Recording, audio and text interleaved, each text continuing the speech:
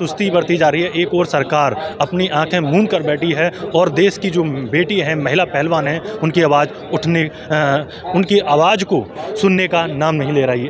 आइए मैं आपको दिखाता हूं कि कहां पर किस तरीके से जो इतनी कड़कती धूप में भी जो महिला पहलवान हैं वो रह रही है। इस समय जो शाम के 5 बज चुके हैं और शाम के 5 बजे तक ही परमिशन होती है, इसके बाद में यहाँ पर बंद करने के लिए बोल दिया जाता है। आपको हम दिखाते हैं, आइए कैमरामैन, जहां पर महिला पहलवान रहती हैं, रात्रि में विश्राम करती हैं और दिन और रात का जो आंदोलन है वो लगातार चल रहा है। आप देखेंगे कि किस तरीके से यहां पर लोग आ रहे हैं और लोग जुट रहे हैं और देश की जो बेटियां हैं उनका साथ दे रहे हैं। आप देखेंगे कि यहाँ पर किस तरीके से इसमें जो पहलवान होती हैं वो इसमें विश्राम करती हैं और इधर लगातार देश के से लोग आकर के समर्थन दे रहे हैं। और आप देखेंगे कि ब्रजभूषण शरण पर अभी तक कोई कार्रवाई नहीं हुई है। अभी हाल ही में उनका एक बयान सुना होगा कि जो महिला पहलवानों के जो मेडल हैं वो मात्र 15-15 रुपए के हैं। सोचिए कि किस तरीके से लगातार उनकी तरफ से बयानबाजी हो रही है और यहाँ पर जो लोग एकत्रित हो रहे हैं उनको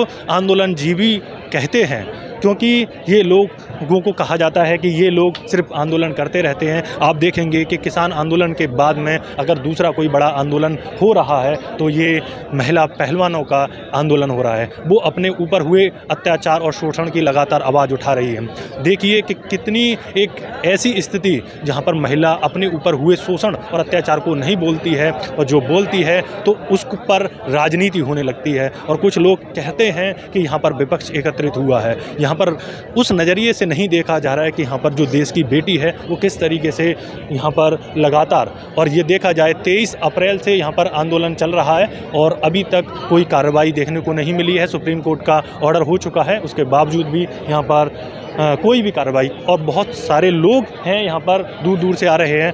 क्या नाम है आपका? जी हेम प्रकाश नाम है मेरा। कहाँ से आए हैं आप? जी राजस्थान से। राजस्थान से आए हैं आप, इतनी दूर से चल करके क्यों आए हैं? सर दरअसल मैं 10 साल रेसलर रहा हूँ। मैंने रेसलिंग करी है और यहीं दिल्ली में रह के रेसलिंग करी है मैंने, स्टेट लेवल की।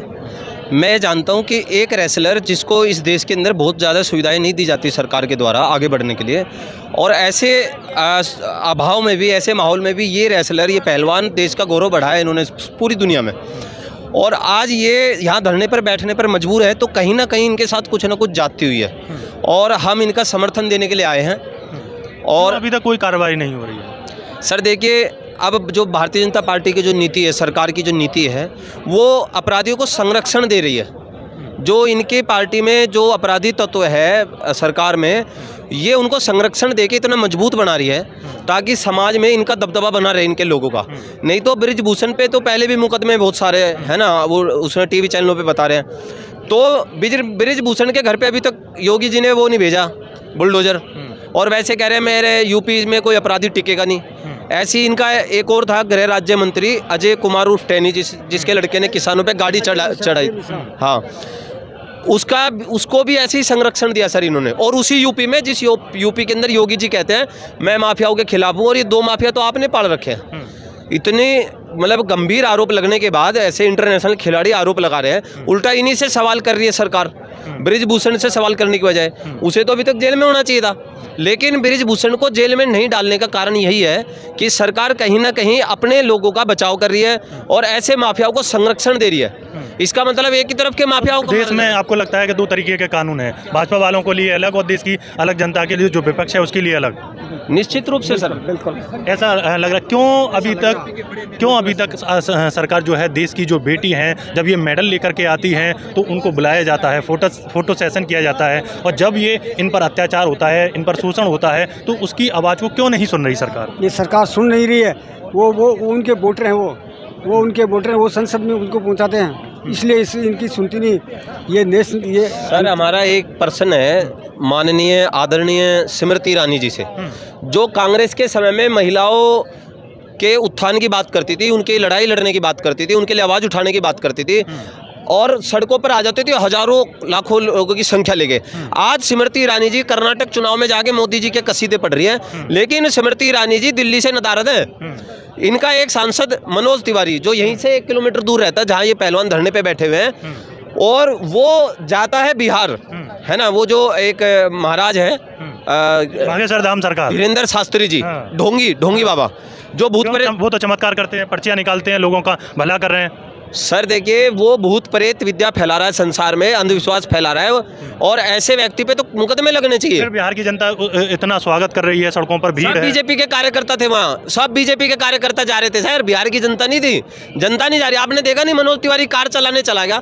धीरेन्द्र शास्त्री मनोज तिवारी जी के लिए इतना इंपॉर्टेंट है कि अपने क्षेत्र की जनता को छोड़कर, कल तक तो मोदी जी ये बोलते थे, भाजपा वाले बोलते थे ये पहलवान हमारे परिवार के हैं। ये विनेश फोगाट जो लड़की है, एक पहलवान है, रेसलर है, मोदी जी एक वीडियो में बोल रहे हैं ये मेरे परिवार से है, मेरी बेटी है ना। आज बेटी को पूछा नहीं, अनुराग ठाकुर झूठे वादे कर गया, इनके फोन नहीं उठाता। देखिए सर जैसे तो बागेश्वर धाम बाबा को इतना क्यों बढ़ाया जा रहा है, क्यों बीजेपी इतना प्रमोट कर रही है? क्योंकि वो आरएसएस का एजेंडा चला रहा है इस देश के अंदर सर। देखिए मैं भी हिंदू संगठनों से जुड़ा रहा हूँ, ठीक है। ये तो ऑलरेडी हिंदू राष्ट्र है। हिंदू राष्ट्र का मतलब क्या होता है? हिंदू राष्ट्र का मतलब ये होता है कि हिंदू सेवा करता है लोगों की, समाज को बांटता नहीं है। ये कोई मुस्लिम राष्ट्र थोड़ी है, ये कोई ईसाई राष्ट्र थोड़ी है। हिंदू राष्ट्र इसीलिए है कि हिंदू सबको साथ लेके चलता है। लेकिन धीरेन्द्र शास्त्री क्योंकि 2024 में तो आप हिंदू राष्ट्र का समर्थन करते हैं? नहीं, हिंदू राष्ट्र तो है ये, इसको बनाओगे क्या? हिंदू राष्ट्र कहाँ है? इसमें तो सभी सभी अन्य सिख हैं, ईसाई हैं, मुस्लिम हैं, सभी लोग हिंदू हैं। राष्ट्र, हिंदू का मतलब ये है कि सब धर्मों को साथ लेके चलना, सबकी सेवा करना। हिंदू राष्ट्र का मतलब ये नहीं कि सिर्फ हिंदू रहेंगे, आरएसएस का एजेंडा चलेगा। और धीरेन्द्र शास्त्री चला रहा है आरएसएस का एजेंडा। 2024 में मोदी जी को प्रधानमंत्री बनाने के लिए ये लोग जनता को बरगला रहे हैं, भोली भाली जनता को बहका रहे हैं, जिसका खामियाजा इनको भुगतना पड़ेगा। क्योंकि जनता इतनी बेवकूफ़ नहीं। अब कर्नाटक में दिया ना जवाब, कर्नाटक के अंदर इन्होंने जो गंदी राजनीति चली, बजरंग दल से बजरंगबली को जोड़ दिया। ये बजरंगबली का अपमान है। बजरंगबली तो ईस्ट है, भगवान है, उनका अपमान किया, जनता ने जवाब दिया। कल को ये सीता माँ को उठा लेंगे किसी चुनाव में, कल को लवकुश को उठा लेंगे। आपको लगता है ये देवी देवताओं पर अपनी पॉलिटिक्स करते हैं? हाँ, और उसका जवाब जनता दे रही है। अब इनकी राजनीति खत्म, अब इस देश में धर्म की राजनीति नहीं होगी। जो जनता की सुनेगा। मोदी जी 8 साल का अपना काम नहीं गिना पाए, जो उनकी कर्नाटक में सरकार थी 3.5 साल की, ये उसका काम नहीं गिना पाए। इन्होंने महाराष्ट्र के अंदर ठाकरे परिवार के साथ क्या किया? उनका सिंबल छीन लिया, पार्टी छीन ली, है ना। और जिसने ठाकरे परिवार की पीठ में छुरा घोपा, उस शिंदे को इन्होंने कुर्सी दे दी, गद्दार को। कल यहाँ पर सचिन पायलट आए थे, आप राजस्थान से आते हैं, उनके भी कुछ ना कुछ इस तरीके से विरोधी सुर देखने को मिलते हैं। कहीं ना कहीं वो भी बीजेपी में जा सकते हैं? सर देखिए अभी तो ऐसी कोई घोषणा हुई नहीं है, और उन्होंने भी ये कयास लगाए जा रहे हैं, लोगों का कहना है। देखिए सचिन पायलट जी ने ये कहा था कि मैं पार्टी से नाराज जरूर हूं, लेकिन मैं पार्टी के खिलाफ नहीं। और ये तो हर पार्टी में होता है। लेकिन सचिन पायलट या और कोई नेता कम से कम समाज के खिलाफ तो नहीं बोल रहे ना। इन महिला पहलवानों को, देश की बेटियों को कितने दिन और बैठना पड़ेगा यहाँ पर? सर जब तक किसानों की तरह एक साल से 1.5 साल तक बैठना पड़ेगा? देखिए दरअसल पहली बात तो ये अपनी लड़ाई नहीं लड़ रही, अब ये लड़ाई देश की हर बेटी की है। क्योंकि कल को जब इतने इंटरनेशनल पहलवान, इतने जिन्होंने पूरे देश के अंदर पूरी दुनिया में भारत का गौरव बढ़ाया है, जब उनको न्याय नहीं मिल रहा तो आम महिला को क्या मिलेगा? ये तो इस चीज़ की लड़ाई लड़ रही है कि महिलाओं की आवाज़ उठाओ। आप तो अपने आप को मजबूत प्रधानमंत्री कहते हो, ब्रजभूषण के आगे डरे हुए हैं, मोदी जी डरे हुए हैं। क्यों डरे हुए हैं ब्रजभूषण के आगे?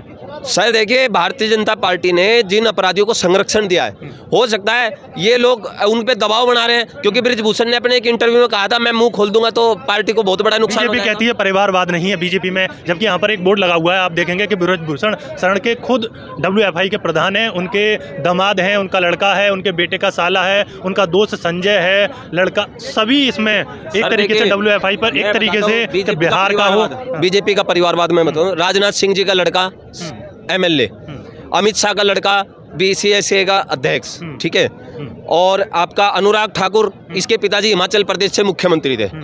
और ऐसे ही हरियाणा के अंदर, दिल्ली के अंदर बहुत से ऐसे बीजेपी के नेता हैं जिनके नेताओं को मरने के बाद, ठीक है, उनके परिवार वालों को टिकट दी, MLA कौंसलर बनाया, मेयर तक बनाया, निगम पार्षद बनाया।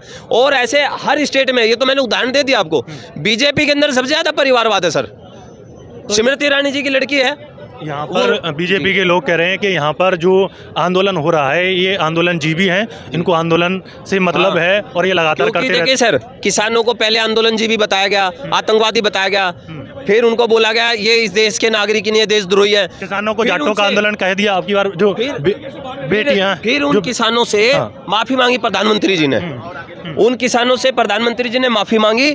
और माफी मांगते हुए क्या लगता है आपको प्रधानमंत्री जी इन बेटियों से भी माफी मांगेंगे? सर देखिए जिस तरीके से यहाँ पे अब देश की भावना जुड़ रही है, देश से दूर दूर से हर प्रदेश से लोग यहाँ आ रहे हैं, संगठित लोग आ रहे हैं, संगठन आ रहे हैं। और यही नहीं, खुद भारतीय जनता पार्टी के राष्ट्रीय नेता सतपाल मलिक जी और हरियाणा से वीरेंद्र चौधरी जी, जो खुद में जिनका एक अपना दमखम है, जिसके कारण इन्होंने हरियाणा प्रदेश जीता था। वीरेंद्र चौधरी जी भी खुद आगे पहलवानों के समर्थन में, इन बेटियों के समर्थन में बोल के गए हैं कि भारतीय जनता पार्टी को, सरकार को इनकी मांगे माननी पड़ेगी, बृजभूषण को गिरफ्तार करना पड़ेगा, नहीं तो आने वाले समय में शायद ये बड़े नेता भी पार्टी के विरोध में जा सकते हैं। और अभी सुनने में आ रहा है कि शायद शत्रुघ्न सिन्हा जी भी यहाँ पे आ सकते हैं, नवजोत सिंह सिद्धू जी होके गए थे। और सर देखिए, अभी तो इस सरकार को 4 लोग चला रहे हैं। अमित शाह जी, देश के प्रधानमंत्री जी, इनसे भी माफ़ी मांगे किसानों की तरह। सर देखिए, इनकी मांगे मान ले, हम तो नहीं कहेंगे वो माफ़ी मांगे, लेकिन इनकी मांगे मान ले वही बहुत है, बृजभूषण को गिरफ्तार कर लो। क्यों आवाज़ नहीं पहुँच रही है इन देश की बेटियों की? सर देखिए, कुछ मीडिया चैनल ऐसे हैं, सभी नहीं, कुछ मीडिया चैनल ऐसे हैं जो आरएसएस और बीजेपी के एजेंडे पे काम करते हैं सुबह शाम। यहाँ पर जो पूरी टीवी मीडिया वो देखने को नहीं मिलती, यहाँ पर जो है सोशल मीडिया या यूट्यूबर हैं, जो सोशल मीडिया है वो ही देखने को मिल रही है। ऐसा क्यों है कि टीवी मीडिया देश की जो बेटियाँ हैं उनको नहीं दिखा रही है? क्यों? उसका एक कारण है सर। उसका कारण क्या है सबसे बड़ा, कि पार्टी का जो, इनका सरकार का जो एजेंडा है वो मीडिया वालों को ये लिख के देते हैं, कुछ मीडिया चैनल वालों को, कि आप सिर्फ हिंदू मुस्लिम दिखाओ, हिंदू मुस्लिम दिखाओ और देश के मुद्दों से ध्यान भटका दो। तो उस एजेंडे पे तो काम हो नहीं रहा सर। अब जो ये सोशल मीडिया यहाँ पे आती है, ये वो लोग हैं जिन युवा लोगों ने अपने खुद के चैनल बना के देश की समस्या को उठाने का बीड़ा उठाया हुआ है। वो चाहते हैं इस देश की समस्या को उठाया जाए और इस देश के अंदर जो चीज़ गलत हो रही है उस गलत चीज़ को ठीक करा जाए। और सर देखिए, जिस तरीके से इन्होंने राहुल गांधी के साथ गलत किया, मैं कांग्रेस का समर्थक नहीं हूँ, मैं तो खुद बीजेपी का कार्यकर्ता था, लेकिन क्योंकि जिस तरीके से